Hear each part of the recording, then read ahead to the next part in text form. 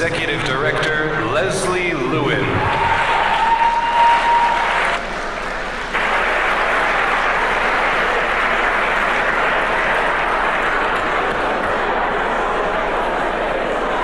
Good evening.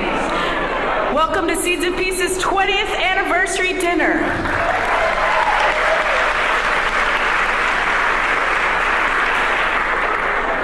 In 1993, Seeds of Peace began an experiment.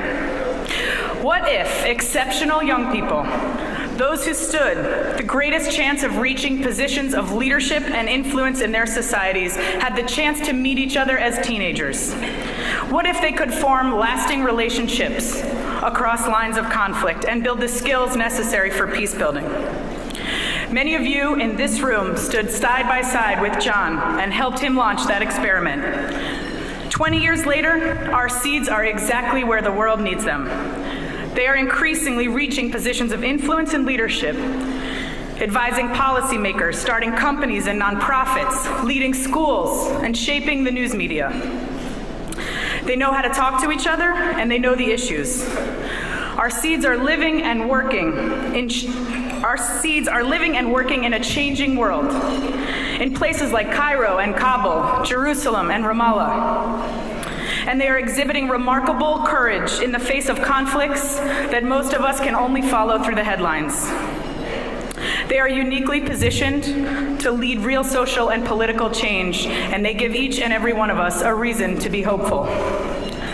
Tonight, record numbers of you have come out to help us celebrate the fact that this experiment is not only a success, but the impact of our work continues every day in the places where the world most needs it. So while I'm sorry that your tables are a little bit crowded this evening, I'm thrilled that there are over 500 people in this room tonight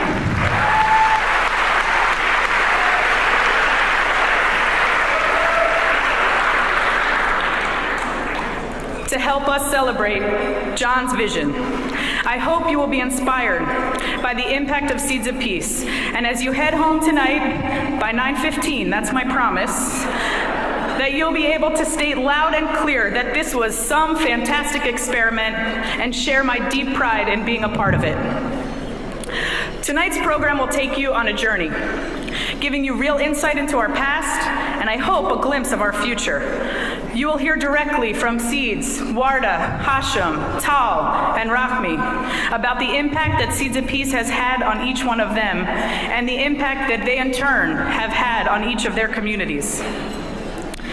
I'd like to extend a special welcome to many diplomats that have joined us here in the room tonight. Palestinian Ambassador to the United States, Ma'an Erekat,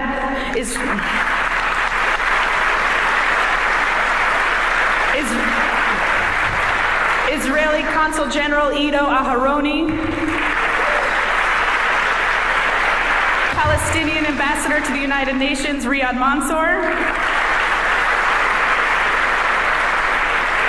German Ambassador to the United Nations, Peter Wittig, and from the United States Mission to the United Nations, Peggy Carey.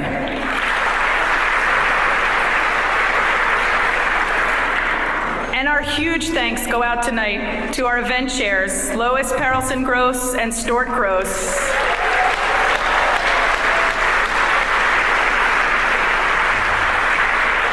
who have put their heart and soul into this event for the past 6 months and whose leadership has clearly paid off.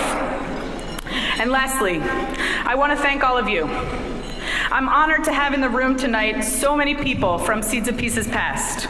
Original Seeds, original board members, and John's first staff members. On behalf of our staff, Board Chair Peggy Tanner, and past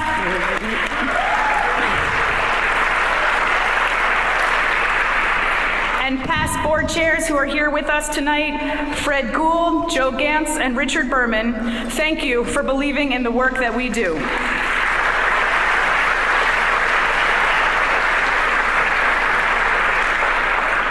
Your continued generosity has brought us to where we are today.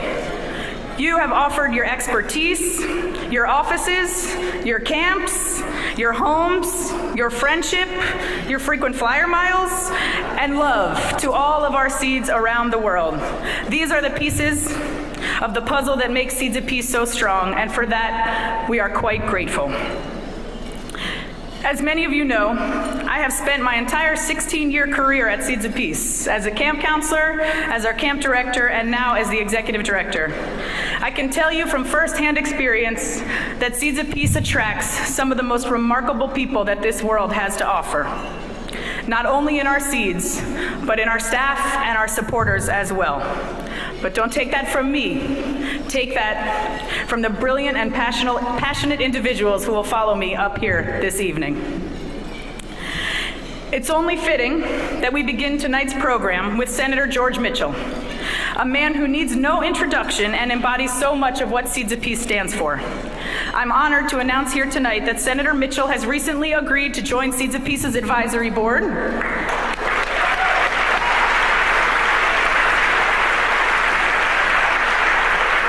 Alongside President Shimon Peres, Her Majesty Queen Noor, President Bill Clinton, Chief Negotiator Saeb Erekat, President George Bush Sr., and the late Catherine Wasserman Davis, a friend Senator Mitchell and I shared in common and who passed away just a few weeks ago at the amazing age of 106.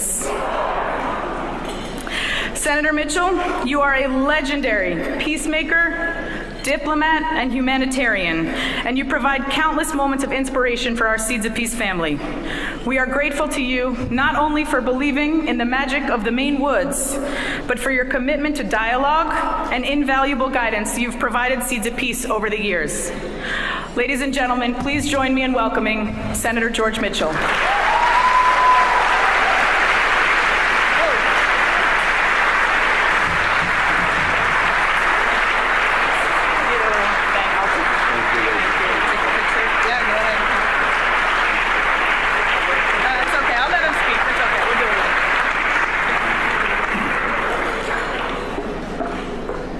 Thank you very much, Leslie, for that very generous introduction. Thank all of you, ladies and gentlemen, for your warm reception and, more importantly, for your support for a truly great organization working in a noble cause, and also tonight to honor a truly great person in Janet Wallach, who was one of those who, with John, began Seeds of Peace 20 years ago. I thank Leslie for her overly kind introduction. I speak often and I get introduced a lot. It's always heartwarming, but there is a real risk to it, and that is if you hear that stuff said often enough, you begin to believe it. And you can get a distorted view of the world, so I always like to begin after such a nice introduction with a story that brings me back to earth. I spent 5 years in Northern Ireland, and when I completed my work there, I wrote a book about my experience, and I came back to the U.S. and went on a book promotion tour. I received many introductions, invitations, and I could only accept a few, and I learned something very interesting when I get all these invitations, especially from Irish groups, that in the United States there are more Irish American organizations than there are Irish Americans.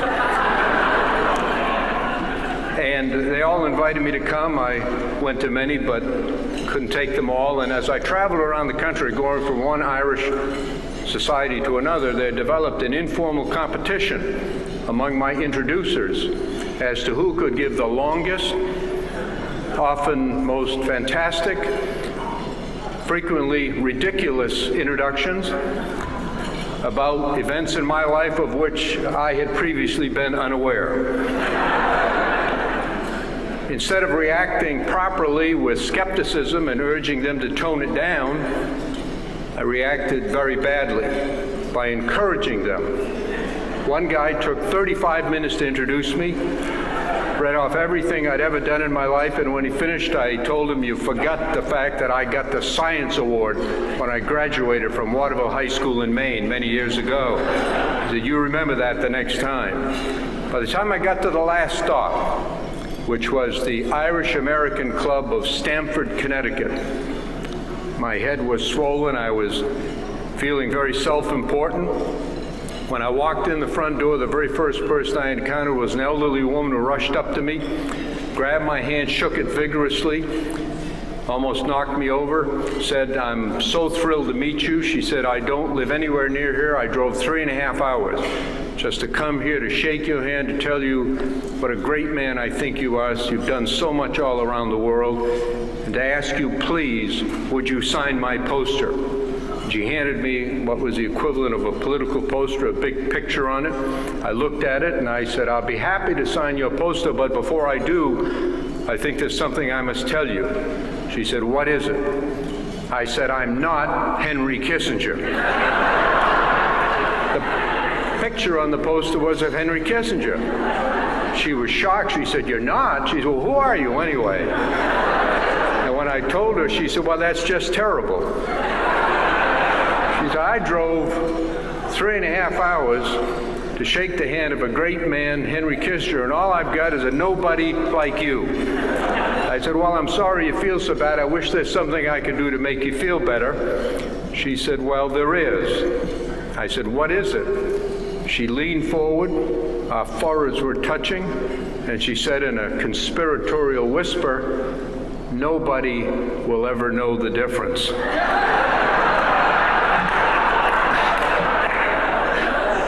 She said, would you mind signing Henry Kissinger's name to my poster? So I did. And somewhere today in eastern Connecticut, it's hanging on the wall. Now here's the best part of the story. About 6 months ago, Henry and I appeared together at an event here in Manhattan, a business conference, and on the stage were 3 chairs, he and I and a moderator who asked us a lot of questions about different parts of the world. I thought it'd be a good place to tell this story, which I did. The crowd got a kick out of it. Henry appeared to like it, and then we went on to talk about China and the Middle East and elsewhere. After the event, we found ourselves alone in the elevator going down to the ground floor. And Henry said to me, I've heard you speak many times as Senate Majority Leader. I've been with you together on many events. He said, never have I heard you more persuasive and more brilliant in your presentation tonight. I said, really? Well, that's very nice. I said, was it my answer on China? Was it my discussion of the Middle East? No, he said, it was that introduction. He said, that's one of the best stories I've ever heard. I think you should tell it all over America. So I've got a long list, and now I can check off 62nd and Park Avenue as I've told Henry's story again. Well, I'm very happy to join you this evening for 2 reasons. First, I, of course, as all of you do, believe deeply in the work of this great organization, Seeds of Peace. And also because I want very much to join all of you in honoring Janet Wallach. Janet, from its founding with John to this moment, you've served the Seeds of Peace organization and the many individual seeds as a board member, as president, and in virtually every capacity. And you've served with all your heart and soul, and in the process, you've become the heart and soul of this great organization. It's been an honor for me and for so many others here this evening to have worked with you. And I join everyone here in expressing our admiration and our gratitude for your vision, your energy, and your passion in what is a large, important, even noble cause. Please join me, ladies and gentlemen, in expressing our gratitude to Janet Wallach.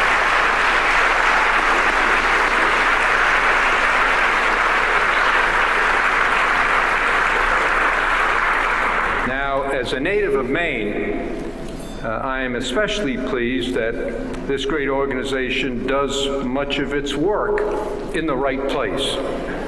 Not only is the camp in Maine, but Seeds of Peace is now working with Maine youth, applying the Seeds of Peace model to new immigrant communities in my home state.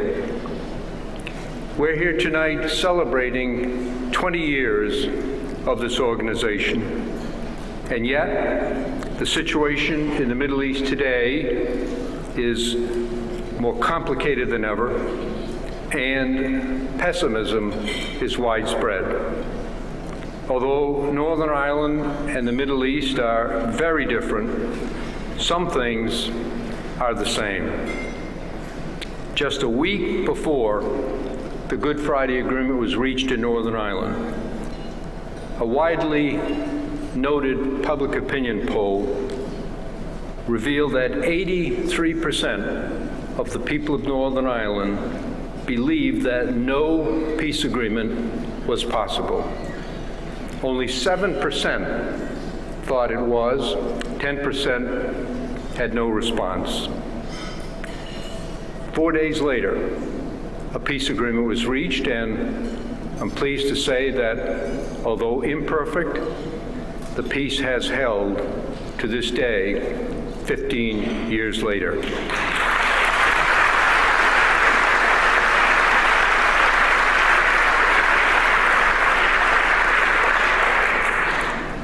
If it happened there, it can happen anywhere, and I believe it can and will happen in the Middle East.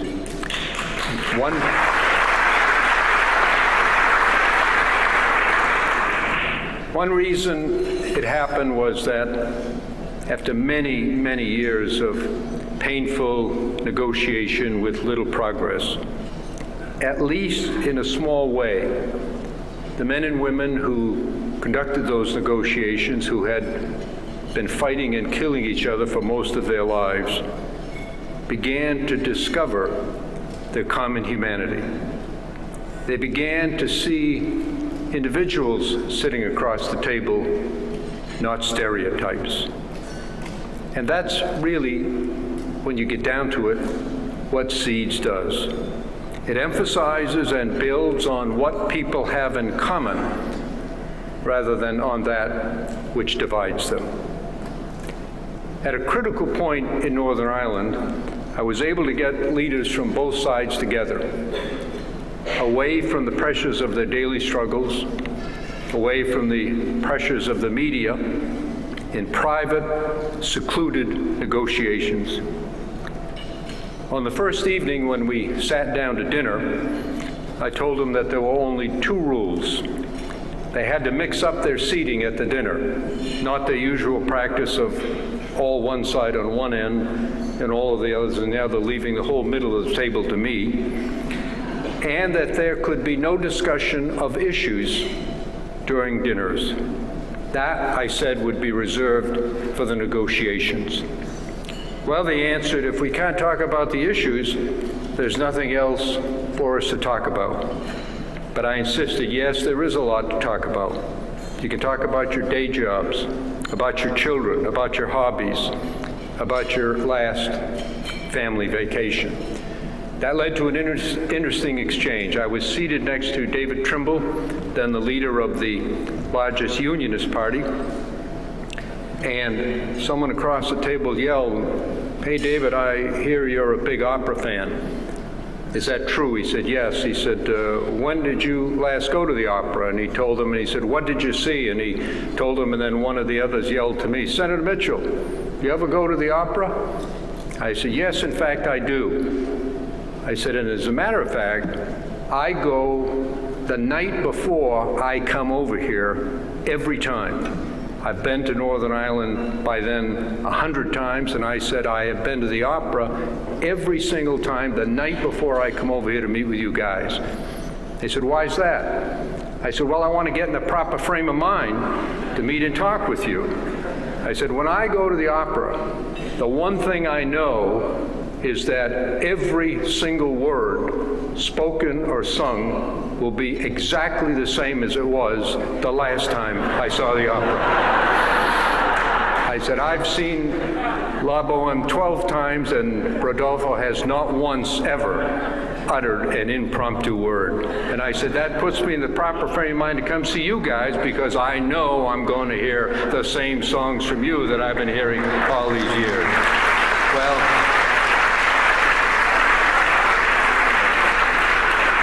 What I wanted, of course, was for them to begin to see each other as human, to think of themselves as individuals, men and women with much in common. It would be a stretch to say that they got to like and trust each other. They really didn't. But they did eventually come to listen to each other, to see each other as something other than an enemy, something other than a member of an alien tribe out to do us harm. And that's what the Seeds of Peace does. It brings out the humanity that exists within all of us, allowing and encouraging relationships that might otherwise have seemed impossible. I believe deeply, with all of my heart and soul, that somehow, someday, and hopefully soon, peace will prevail between Israelis and Palestinians, because it is so much in the interest of all the people of both societies and others around the world. I'm honored to be associated with an organization that has devoted itself for 20 years and whatever it takes to support that effort, to encourage that effort, and to make it possible that the day it happens, there'll be men and women who will have learned through Seeds of Peace what it is to work together for the common cause of peace. A great organization engaged in a great cause. Thank you for your support.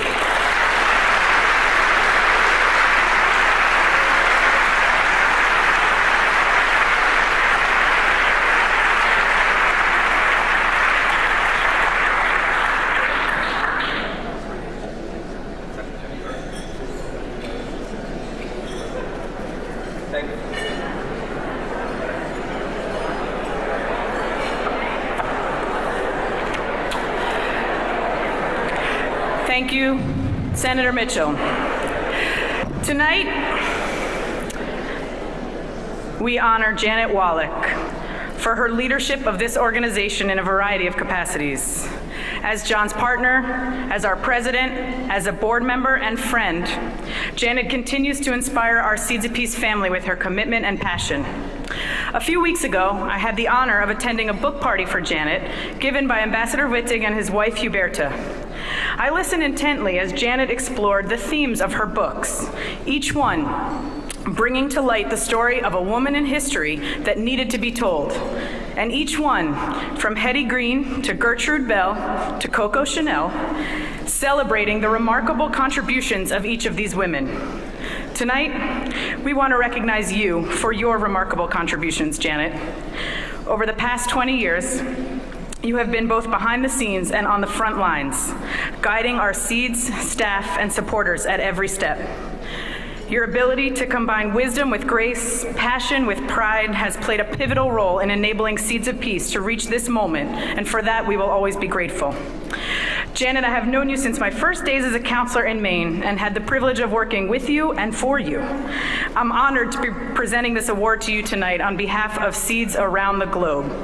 And there's one other person who wanted to help me express their congratulations. I'm glad to join you in celebrating Seeds of Peace. I had the honor of hosting the first group of Seeds graduates at the White House in 1993 at the signing of the historic Oslo Accords. Since then, I've watched the organization grow from a summer camp in Maine into a leadership program with year-round initiatives in the Middle East and South Asia. I've met with many Seeds over the years and am always inspired by how the relationships and understanding they gain as teenagers at camp continue to impact them as adults. And I have the utmost respect for the difficult but critical work these young leaders are undertaking. As educators and journalists, lawyers and community leaders, entrepreneurs and parents, they are shaping a better future. And tonight I'm also delighted to join you in honoring Janet Wallach. Janet, your leadership has been a driving force in realizing John's vision. You both have been wonderful, but your commitment, your wisdom, your passion have inspired thousands of seeds and supporters, including me. I thank you for all that you've done, all that you still do, and I look forward to watching your seeds grow throughout the world. Congratulations to all of you, and have a wonderful evening.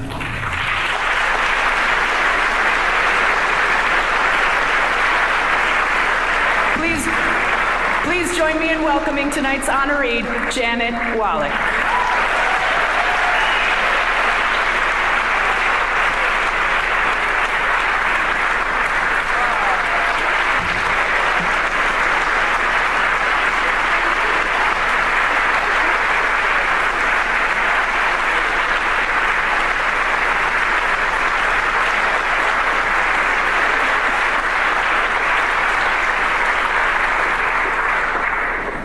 Thank you.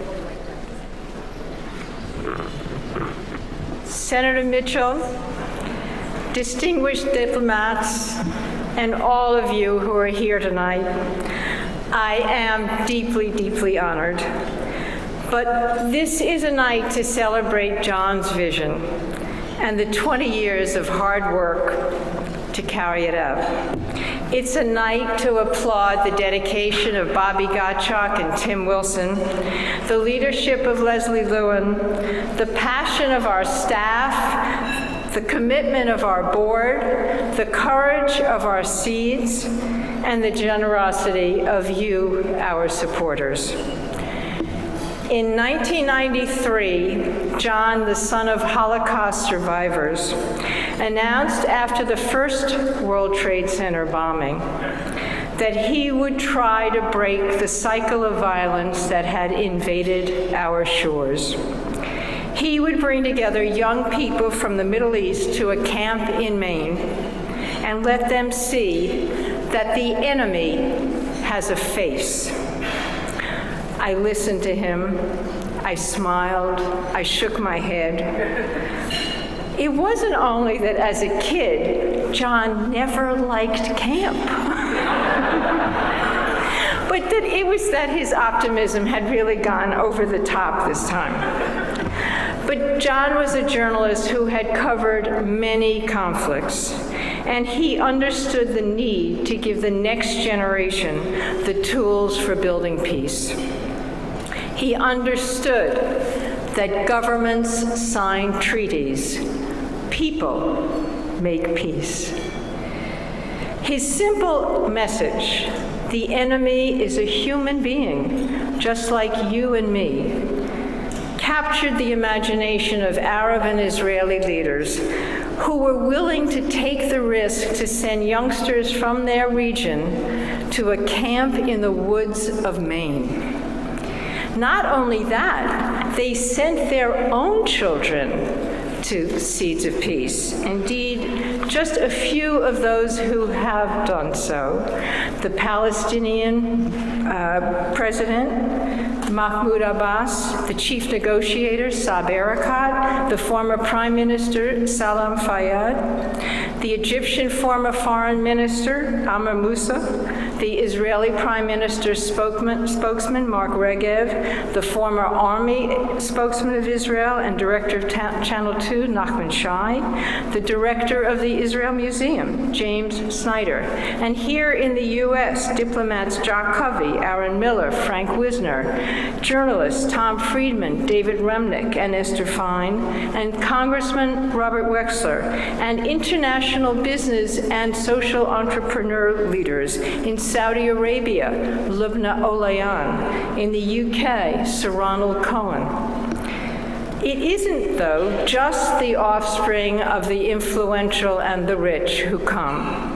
Seeds come from refugee camps in the West Bank and from settlements over the next hill, from Islamist homes in Hebron and from Orthodox homes a few streets away. They come from the families of hardworking Arabs in Jaffa and from struggling Yemeni Jews in Tel Aviv, from families dodging bombs in Gaza, and from families ducking missiles in nearby Sderot. And since those first Middle Eastern seeds, arrived 20 years ago, they have been joined by youngsters from divided Cyprus, from the Balkans, from the Gulf, from India, Pakistan, and Afghanistan, and from England and from the US. Those 5,000 seeds, and we, live in a world that sends us spinning in clouds of euphoria and then in cyclones of despair. When Seeds of Peace started in 1993, it was illegal for any Israeli to meet with any member of the PLO, which in effect meant any Palestinian. It was illegal to show the Palestinian flag in any form, and it was illegal to sing the Palestinian anthem, all of which, by the way, we did at camp. We went from there that same summer to the Israel-Palestinian Accords and the signing ceremony on the White House lawn with Yitzhak Rabin and Yasser Arafat and the seeds in the front row, thanks to President Clinton. And from there we went to the Second Intifada in 2000 and to the continuous building of settlements, and now to the abandoned table of the peace talks. We've all felt exhilarated by the Arab Spring in 2010 and deflated by the disarray in Egypt, the wrenching horrors of the Syrian civil war, the sectarian violence throughout the region, and the overhanging threat of Iran. And of course, we've witnessed the bloodshed in India, the chaos in Pakistan, the carnage in Afghanistan. But if turmoil is churning up the lands, we in our organization and you, our supporters, are planting and nurturing seeds. Just to give you a small sample of how they are bearing fruit. In government, Life has worked as a senior advisor to the Palestinian Prime Minister. Tamer, an international lawyer, served as an advisor to the Egyptian Constitution, for the Egyptian Constitution. Gil was spokesman for the Kadima party leader in Israel, Tzipi Livni. Parnian is on a commission to advise Afghan President Karzai on women's issues. With NGOs, Sandy, a Jordanian, served on the UN High Commission for Refugees. Bushra, a Palestinian, is the EU advisor for the Palestinian Ministry of Justice. Noah, an Israeli, is the CEO of the Middle East Education Through Technology, and Anik founded an organization for leadership education in Pakistan. In media, Ariel is anchorman for the Israeli Channel 10 News. Fadi was Director General of Palestine Notes and a blogger for the Huffington Post. Mona is a journalist who covered events in Tahrir Square in Cairo for the New York Times. In business, Palestinians Badawi and Aboud are building homes, kindergartens, and libraries across the West Bank. Yo-Yo is developing initiatives for a worldwide Israeli enterprise. Sharif teaches social entrepreneurship to Egyptian youth. And others are working as facilitators for Seeds of Peace in the Middle East, in South Asia, in Europe, and right here in the US. On a daily basis, our organization engages in building peace. Within just the last 3 months, we initiated a project with Harvard University convening 30 organizations to work together on peace building. And with Harvard Law School and funding from AID, 36 Palestinian, Israeli Seeds held a 3-day training program in mediation and negotiation so they could lead community dialogue sessions at home. Amin, a Palestinian, said, "It made me rethink everything I do. I'm able to reach a middle ground without anyone feeling as though they are on the losing side. Seeds of Peace organized over 50 Egyptian, Israeli, Jordanian, and Palestinian educators to increase religious and cultural understanding and integrate them into education. When Heba, an Egyptian, told Yehuda, an Israeli, that she didn't understand a phrase in the Quran, he explained it with a sentence in the Talmud. It was amazing, amazing, she said. A team of Seeds graduates from India and Pakistan have co-produced the History Project, a look at textbooks on both sides. 5 Pakistani members traveled to India and presented the project to 1,100 students and educators in 4 different schools. When the husband of one of the Indian delegates read the contrasting texts, he said, "Now I know why they feel the way they feel, and I feel the way I feel." That is the beginning of change. Our graduates know that, as Emerson said, peace cannot be achieved through violence. It can only be attained through understanding. John loved to tell the story of Egyptian President Anwar Sadat, who was stymied after a meeting with the Israeli leader Menachem Begin. Sadat couldn't understand why Begin kept saying, "Pluff, pluff." It wasn't till later that he realized that what Sadat meant was plow, plow. We know that as brutal events occur and everything seems to go pluff, we can shake our heads and we can shrug our shoulders. Or we can plow and we can lay the groundwork for peace. A few days ago, Ambassador Dennis Ross told a group of people here in New York that he thinks it will take 10 to 20 years until we see the outcome of the new Middle East. 20 years. It's a dot on the pages of history. The Bible tells us when the Jews who had fled Egypt complained that life was too difficult in the desert and they wanted to get to the promised land, God told them they weren't ready.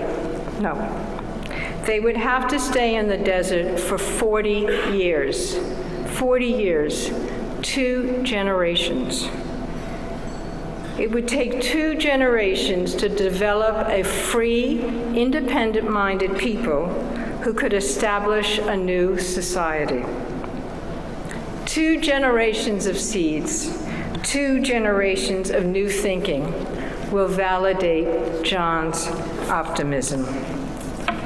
His dream was that someday an Arab-Israeli summit would take place and some of the leaders would be graduates of Seeds of Peace.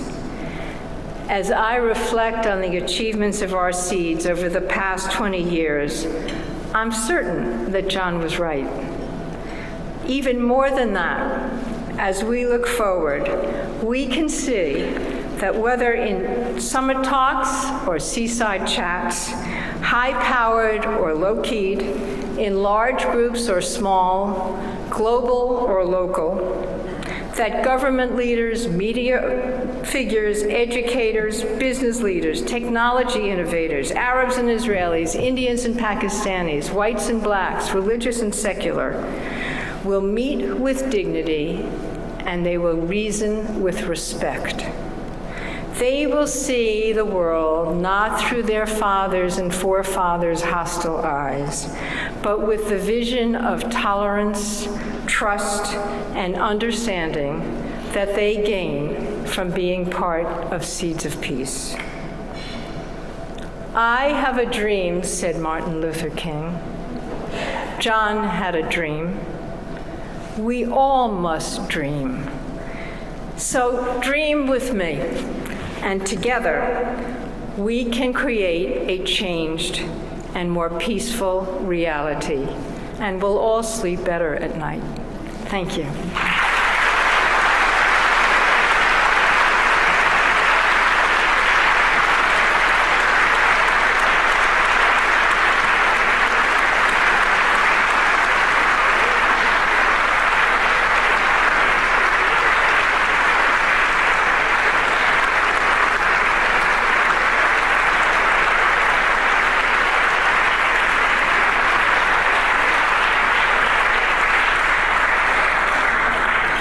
Ladies and gentlemen, dinner will be served shortly, and our program will resume afterwards.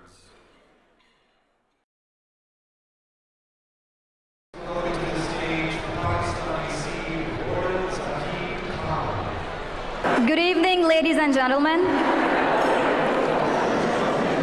As a female born in Pakistan, I grew up hearing people sympathize with my parents for having given birth to 3 daughters. I grew up seeing people expressing their genuine concern for our future.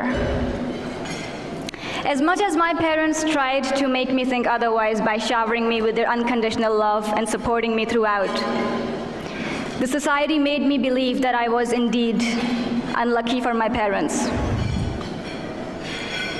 that I was a burden and might bring shame to my family if I didn't live my life with honor, that a son in my place could have been a source of pride for the family. I still remember praying to God silently and promising myself every single night that I will make my parents proud. I will make them more proud than a son ever could. But how? That was a big how for me. And then Seeds of Peace happened. I'm not sure if it was my determination to prove everyone wrong about having daughters, or if it was God's answer to my long prayers, that I became part of this beautiful Seeds of Peace family. The camp in Maine gave me the exposure that I would never have otherwise. From interacting with the guys my age for the first time on an equal level, to meeting someone with completely different background, nationality, religion, or a different mindset, Seeds of Peace transformed my life. Yes, it may sound cliched, but for me, this is the biggest truth of my life. As I always say, a huge part of who I am today is because of Seeds of Peace. Seeds of Peace gave me the courage to make informed decisions about my own life. It introduced me, it exposed me to a new world where I could be in charge of my life and still make my parents proud. To a world where being a woman was not a natural obstacle to success. It gave me the power to dream big. I came to New York for college with the immense help and support and mentorship by Seeds of Peace. And then Seeds of Peace taught me to think beyond myself, to have a bigger meaning, a bigger purpose in life. With the confidence and skill set that Seeds of Peace instilled in me, I'm now working with a local organization in Lahore, Pakistan, to start my own microfinance project for women, to financially empower them.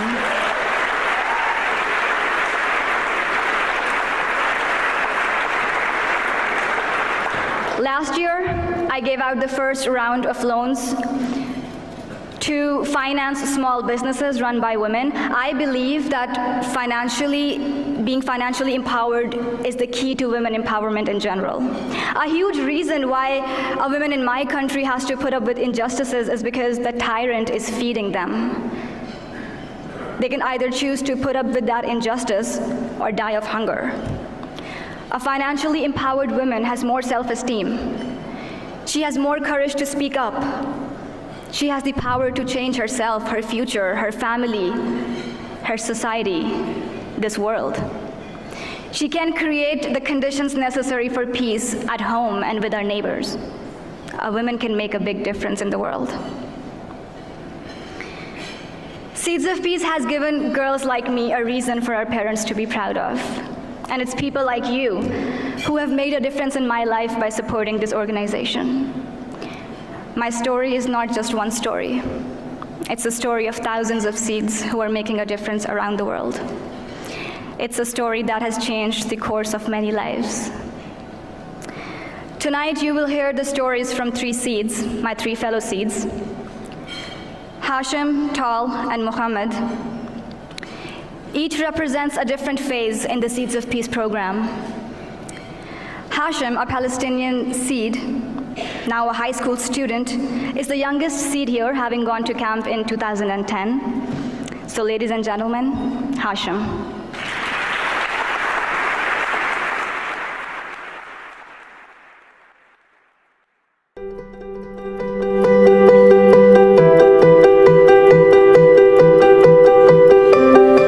I am committed to a future in which there is no fear of the other. I am committed to being a force of positive change in my community. I am committed to helping others see both sides. I am committed. I am committed To the long journey. To the long journey. I am committed. I am committed. I'm committed to the leadership. To leadership. To leadership. I am committed to global change. To global change. And I know that change starts with me. Starts with me. Starts with me. Starts with me. I founded the History Project, creating learning tools to help students in India and Pakistan question the status quo and think independently. We've written a textbook that juxtaposes historical narratives of the 2 countries' shared past, highlighting the biases that shape the students' ideology. The textbooks will be used in several schools throughout India and Pakistan, and is a testament to a lesson that I learned at Seeds of Peace: question the generally accepted. Programs in the region after camp gave me the skills and confidence needed to start my own project.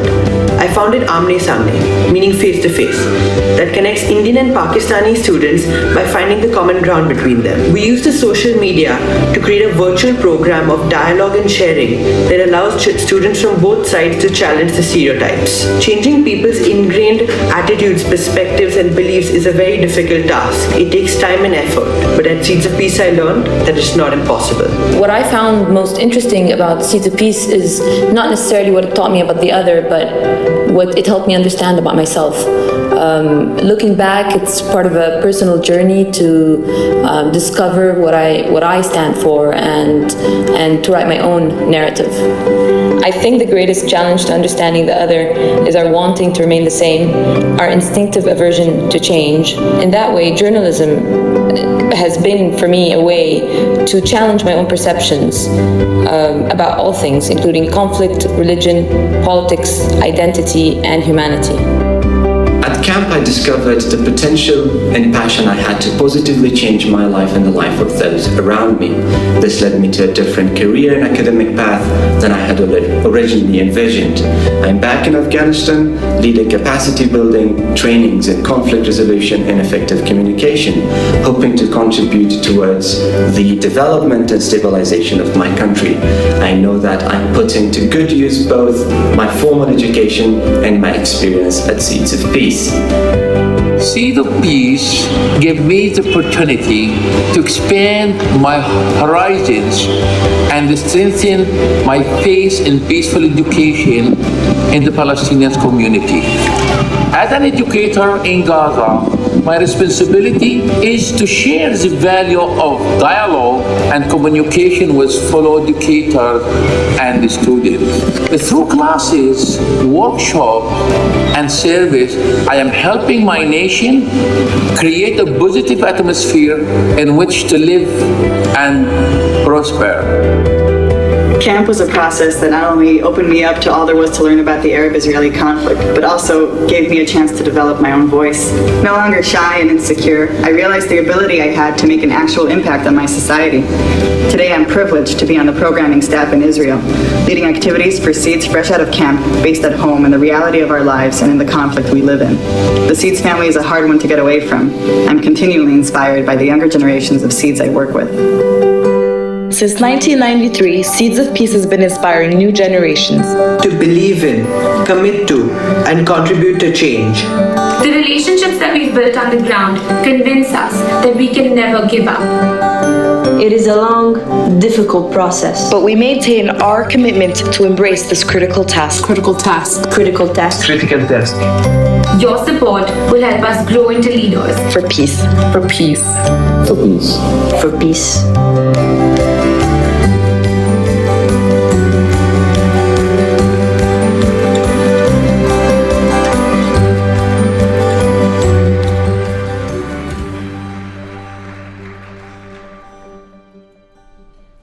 Hello everyone, my name is Hashim. I'm 18 years old, although I look 35 with the suit. I'm from Palestine and I grew up in Arub refugee camp. I remember that day in Maine when the Palestinian delegation and I got off the bus and started dancing the Palestinian traditional dabka with other seats. It was our first day at camp. I also remember the moment when the Israeli delegation arrived. We all gathered and sat in one corner and avoided interacting with them. At that moment, I knew that this reaction was the beginning of a new journey in my life. A journey that would challenge not only my intellectual development, but also my emotional one. At the end of the summer, I felt that I had matured 3 years, not 3 weeks. I learned that it's courageous to stand up. It's courageous to talk, but it's more courageous to sit down and listen. I started seeing the world through a different lens, a lens that looks for common things and respects differences. I went back to my refugee camp, Arub, just outside the city of Hebron, with a storm of feelings and thoughts. I went back not knowing the path that I would take to translate what I learned at Seeds into action. The first image I saw was an Israeli soldier shooting rubber bullets at my neighbor's house. It was hard. It was hard to see this and think of all of my fellow Israeli Seeds who one day would also join the army. I always questioned if creating change requires an army, if it requires a state, helicopters or tanks. Change for me requires a person who believe that they can and that we can. Having to compromise between the things I learned at Seeds and my reality as a Palestinian refugee living under military occupation was and still is challenging. But with the help of Seeds of Peace programs, I was able to create my own path. In 2011, I participated in the People Power Multinational in Jordan. I went there with only one question. Why am I a Seed? Why am I a Seed? And if Seeds inspired in me a new outlook on life, how would I challenge others to have a similar experience? Through this program, I found the answers. I learned about the impact that media, education, and gender inequality have on people. This knowledge ignited change in my heart. It did not take much time for me to start putting this energy to use. Just a few months later, I started a community project called Trash the Occupation, Not Our Land. This project focuses on raising awareness about the trash problem in Palestine. Only a few days later, clashes broke out between Israeli soldiers and kids in my refugee camp. Part of our project was to have cleaning campaigns every week. We did it. We cleaned the streets for the first week. We cleaned them from the stones, the rubber bullets, and empty gas grenades. However, we could not pursue the cleaning as the clashes grew fiercer. We consequently decided to start working with the kids in their schools rather than on the streets. We led workshops that focused on deepening their way of thinking about the land. This interactive, practical approach, where we not only teach the kids, but also learn from them, is not common at home. I was so proud to see that the kids were equipped They were empowered to build a smaller program to clean their schools. This project is not just a small project for me. It's not only about trash. It's my way of resisting the military occupation and dealing with it. It's a motivator for people to start working internally on ending this conflict. I want people to transform the bond between their belonging to the land and the methods that they use to express this belonging. It's my way, as a Palestinian seed, to impact my society. Seeds of Peace is not merely a 3-week experience for me. It's the space in which I embrace my inner struggle and challenge the reality that I live in the hopes of building a better future. Even standing here today, sharing my story with you is a challenge. 2 days before my trip from Arub to New York, I was almost shot in the face by a tear gas grenade fired by an Israeli soldier. I saw it coming to my face, and for an instant, I experienced the meaning of death. It reminded me of times of fear and shock. An image of friends who died in the conflict started flashing back to me.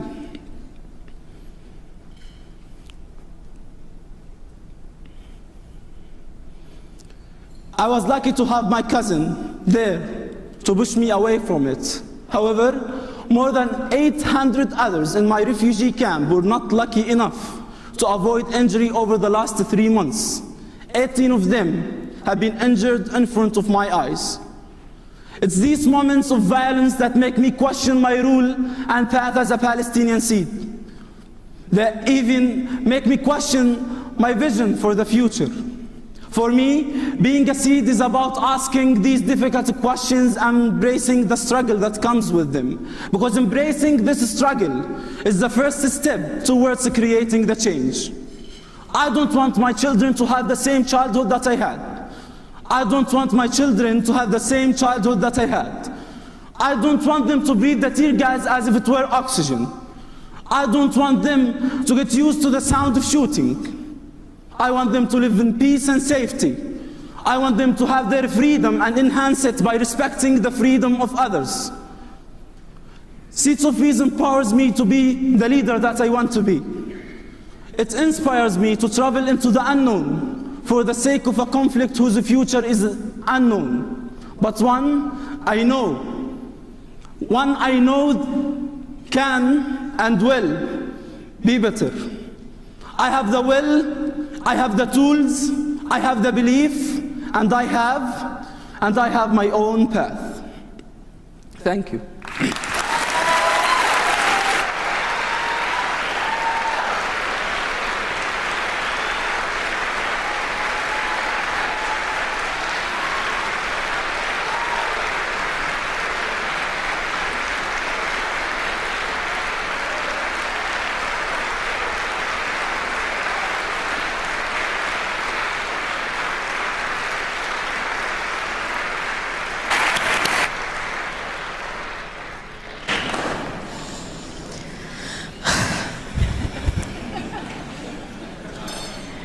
Hi, I'm Tal, and I'm an Israeli seed.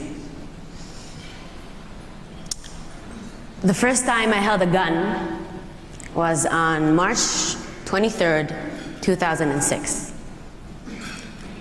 It was heavy and it felt weird, and it would bruise my thigh as I would run back and forth in the field.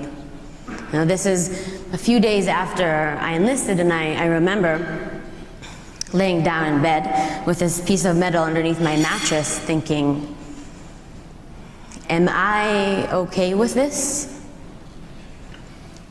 Am I okay with having the knowledge of how to use this machine that is basically forged for violence? Now, as my service progressed, these type of questions became few and rare.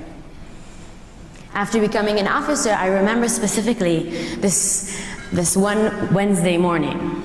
I was teaching a class, and one of my soldiers, I don't even remember why, but he said, well, all Arabs are terrorists. And I I didn't do anything. I didn't do anything. Now, this moment is engraved in my mind because it made me realize how helpless I felt, how jaded. I was powerless to face the challenges, my challenges of being a Seed inside the Israeli army. I felt I had lost ownership of my actions, as if life just happened to me. And I changed my entire speech yesterday night just because I didn't want to admit that moment, because feeling that powerless is not something that I wanted to face again. Now, the difficulties the Army faced for me didn't start as I enlisted. Even though my father is a colonel and I grew up in a town that is mostly populated by high-ranked Army officers, I had my doubts before enlisting. After the experience I had had with Seeds of Peace, after the relationships I built, I felt that I should ask questions so difficult I didn't even know I could ask. And I had Seeds of Peace programs to think of those doubts, to deal with them. So when I enlisted, it was a decision I made, one I'm accountable for, one that I own. But at that time, programming ended when you reached 18. For 4 years, there was a gaping hole. And when I was in the Army, I had lost the place to draw strength from. This is why, when I finished my service, I decided to establish the Israeli Seniors Program. I wanted to create a space to fill that hole for other seniors.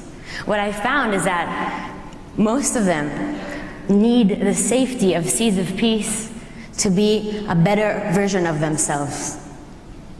Some of them needed to question, as I did. Some needed a place for intellectual debate. Some just felt that the relationships they had created within Seeds of Peace were irreplaceable, but impossible to maintain without programming. And this is exactly what we created. We created a space where they could be whoever they wanted to be, even a soldier and a Seed.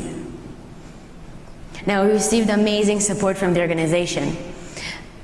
Slowly but surely bringing this vision to life, this is now one of the leading regional programs. We've had more than 120 Israeli seniors take part in meetings and seminars and house visits. Just this past Friday, one of our Israeli-Palestinian participants, Rana Dalashe, decided she wanted to arrange a home visit to her village for soldiers. They came to her house, they met her with her family and friends. They ate food cooked by her mother and discussed the differences between Jewish and Arab societies. Now, this does not happen every day. These are 14 Israeli soldiers, Israeli Seeds, taking time out of their 48-hour break from the base to go and study about the intricacies of being a Palestinian in Israel. And this is a Palestinian woman finding a problem that she wants to be fixed, a movement that she thinks should be made. This is the essence of what we're doing here. When we're weak, when we're unsure, uninformed, we're jellyfish in the current. We might be moving, but we will never be able to create movement. We'll never be able to create change without consciousness of our choices. When I question, I learn. When I see the wide range of opinions, of facts, I take ownership of the actions I made. And I get the strength I need to take action. And I can create that for others. Seeing my campers, Rana, Hashem, among others, feel empowered enough to identify a problem that bothers them and choose to be catalysts for change, that is the exact opposite of what I felt in that class. Seeing them take the lead is the best feeling imaginable. This is the kind of leadership Israel needs. This is the kind of leadership the region needs. Thank you.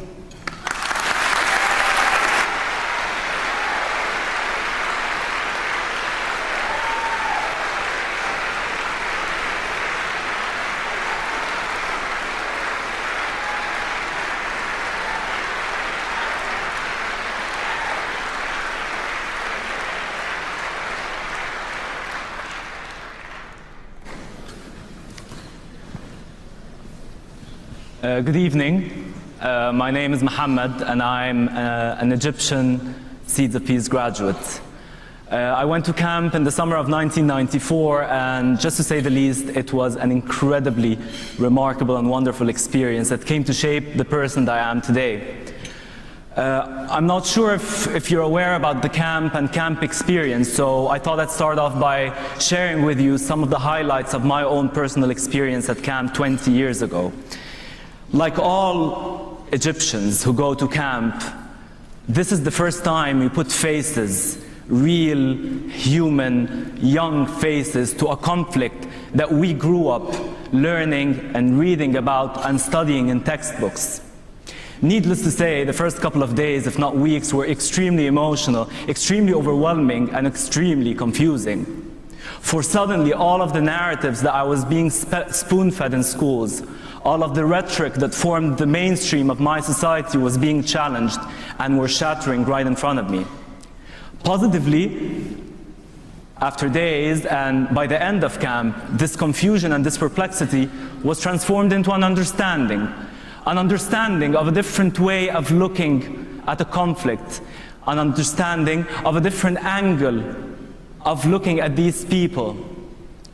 This conflict is rooted in my identity as an Egyptian and as an Arab, and this revelation was incredible. By the end of camp, I've come to realize that peace is not just an abstract concept, but a possibility. For I was able to flesh out the politics and the ugliness and see people at the heart of it, just like you and me, just like Hashem and Tal, people with dreams and with ambitions and with aspirations. People who simply inherited a conflict and are bearing the consequences of decisions they never made or never had a say in. So I went back home, excited and enthusiastic and full of determination to build on my Seeds of Peace camp experience and move forward. Sadly, it seems that I underestimated the kind of challenges that I would encounter in the following years. Challenges from society, resistance from my family, resistance from my friends that didn't make my life any easy. The first thing I did when I went back home was to write letters to my camp friends. And back in the day, we didn't write emails, we wrote letters. I wrote multi-page letters to all of my friends, telling them how much I've missed them and telling them, reminiscing about the camp and trying to decide on our next reunion and trying to think very coherently about our next steps forward. How are we going to leverage on these encounters and experiences and build on camp and have an impact on the ground in our local communities? But no one wrote back. I wrote more letters, more letters, more letters, and zero replies. As it turned out, my family cut off all my contacts with friends, and they were deliberately hiding away all of the letters that I was receiving. That I only found out about years later and by coincidence, and until this very day I never confronted them with it. I understand where their motives are coming from. I'm not saying it's justifiable, but looking back at it today, I understand.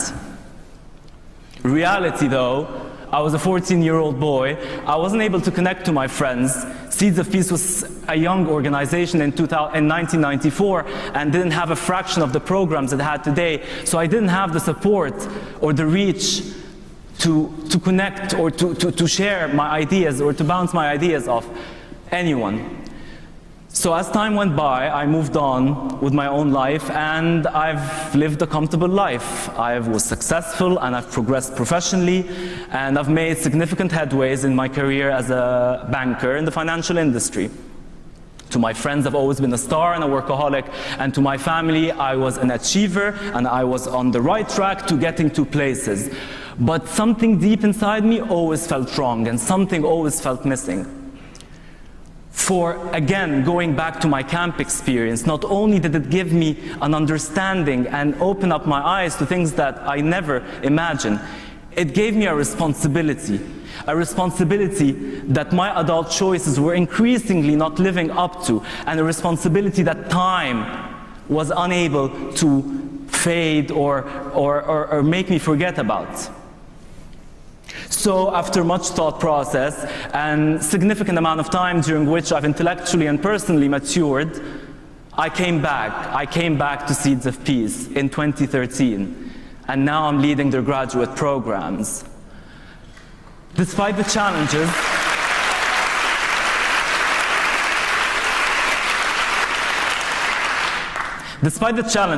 past, present, and future, despite resistance from my family and some of my closest friends, I quit my job, I've shelved my corporate life, I've shelved all of its luxuries and perks, for I know what's to come is much, much rewarding.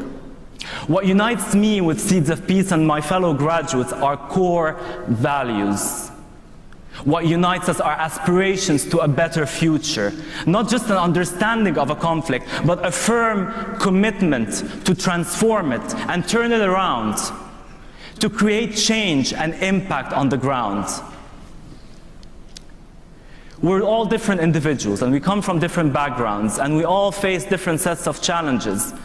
But at the end of the day, there are values that unite us, values that we cannot compromise. And this is why I'm back. Today, I look around me as an Egyptian and as an Arab to my country and to my region, and I see it stirred up by social and popular upheavals, and I am inspired. For in the midst of the apprehension, in the midst of the partisanship, and in the midst of the pessimism, which I'm sure you all read and hear about, I see change happening on the ground. I see grassroots initiatives emerging outside the traditional institutions and outside the traditional frameworks, change that carries the spirit of Tahrir Square, that carries the spirit of the Pearl Roundabout and of the Bourguiba Avenue. Today, as an Egyptian, as an Arab, and as a Seeds of Peace graduate, I am so inspired, for I see this very same spirit of Tahrir Square in my fellow graduates. And why can't I? For they're the same values. Today, our graduates are influential leaders in their communities. They're policymakers, they're social entrepreneurs, they're high-profile media executives. You've heard Tal and Hashim's story, you've heard Warda's story. Janet shared with us a number of stories, and I can tell you many, many more, but time is not on my side, and the stories are a lot. The only thing I'll ask from you is to come see for yourself. Come and be inspired. I'm serious. I want you all to go back home tonight, book your tickets, and come to Cairo, come to Lahore, come to Mumbai, come to Tel Aviv and Ramallah. Come and see our graduates in action. Come see the organizations that they've set up. Come see them in their positions. Come see how they've instilled the Seeds of Peace core values into whatever career choice they've made. Come see the influence on the ground. Today, in my capacity as Director of Graduate Programs, I'm thrilled and so ecstatic to be working with the wonderful team of Seeds of Peace and with my fellow graduates. Together, we are investing in humans' innate will to do what is morally and ethically right, and we are undeterred. Thank you.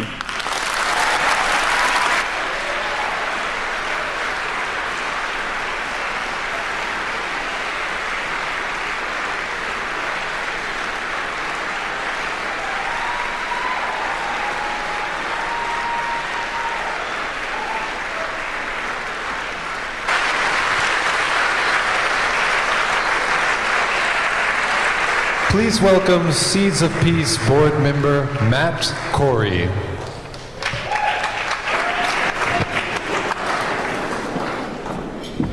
Good evening. My name is Matthew Corey, and I trade junk bonds. At the depths of the financial crisis in 2008, before the greatest stock market rally in a generation, I sold everything, quit my job in finance for a year to work at Seeds of Peace Camp. It was to be the greatest trade of my life.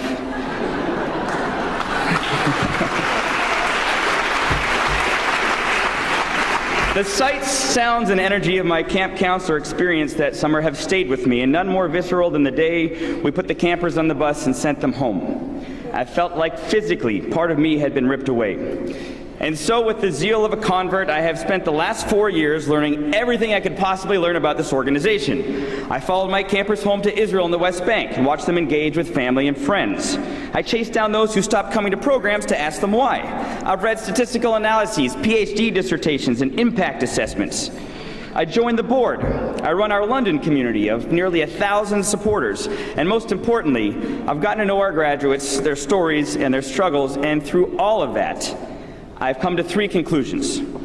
First, alongside the exceptional seeds you heard tonight, there are countless others who are equipping themselves with the network, the skills, and the experience to be leaders in fields where it takes some time to establish yourself. Their stories may not make you tear up yet, but in the grand scheme of conflict transformation, this pipeline for the future is key. Second, and I've witnessed this time and again, the cynical voices of ignorance, of fear, and of hatred around the globe are growing stronger than ever.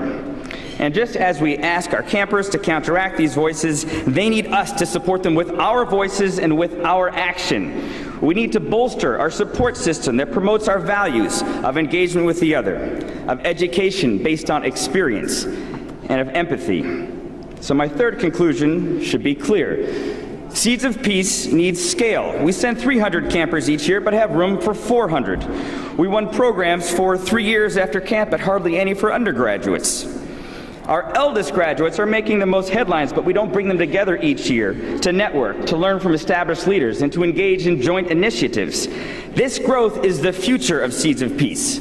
This is what, with your help, we'll be talking about at our 25th anniversary celebration. Seeds of Peace is more than just a camp. It's the belief in a better future. It is the refusal to accept what is when we know what can be.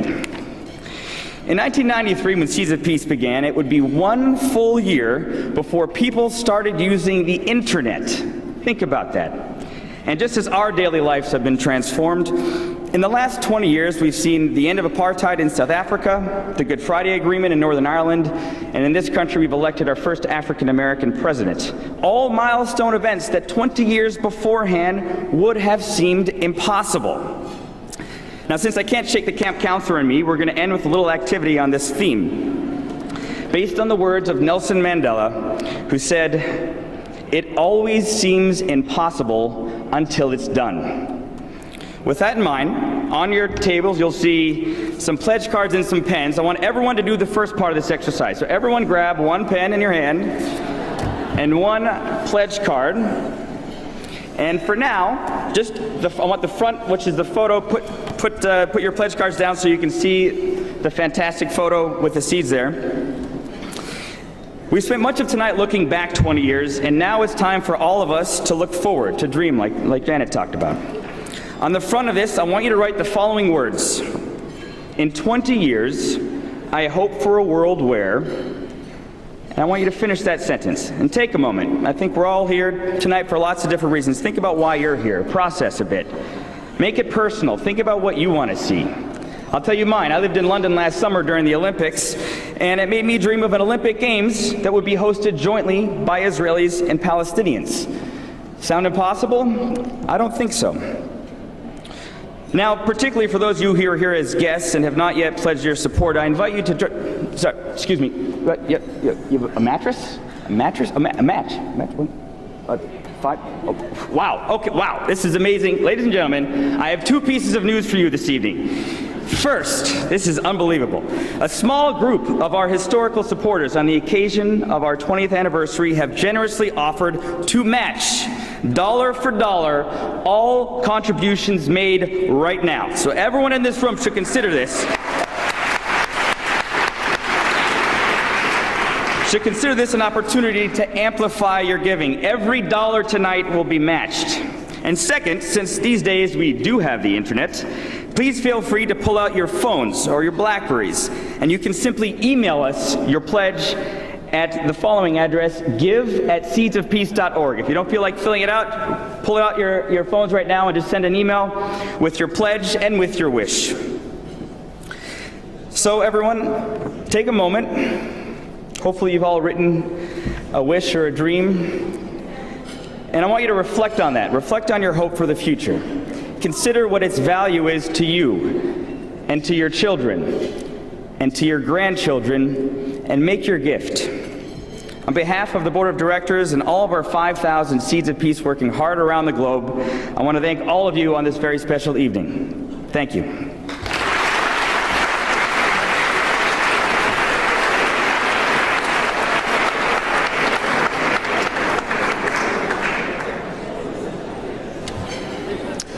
Please enjoy dessert. We'll have our closing remarks in a few minutes. Thank you. This evening's event chairs, Lois Perelson Gross and Stuart Gross.